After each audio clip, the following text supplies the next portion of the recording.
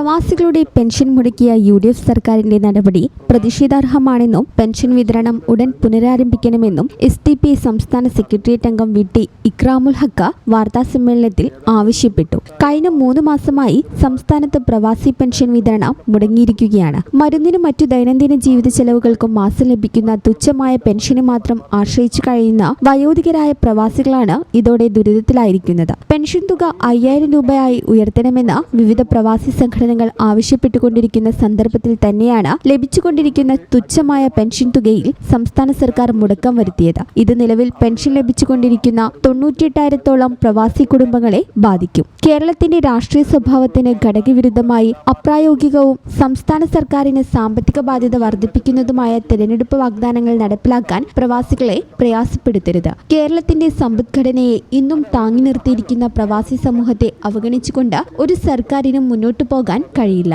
മുടങ്ങിയ pension വിതരണം എത്രയും വേഗം പുനരാരംഭിക്കാത്ത പക്ഷം പ്രവാസികളെ അണിനിരത്തി ശക്തമായ അവകാശ പോരാട്ടങ്ങൾക്ക് SDP നേതൃത്വം നൽകുമെന്നും അദ്ദേഹം പറഞ്ഞു. ജില്ലാ ജനറൽ സെക്രട്ടറി മുർഷിദ് ഷമീം എന്നിവരും വാർത്താസമ്മേളനത്തിൽ പങ്കെടുത്തു.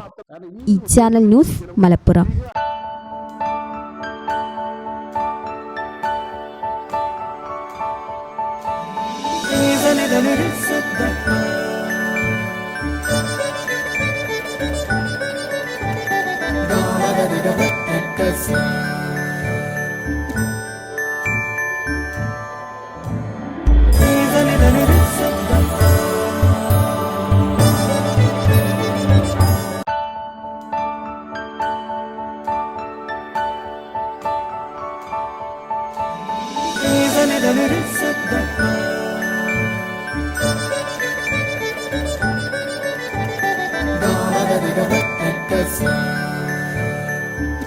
Qatar golden diamonds, Calicut road, Valanchery main road.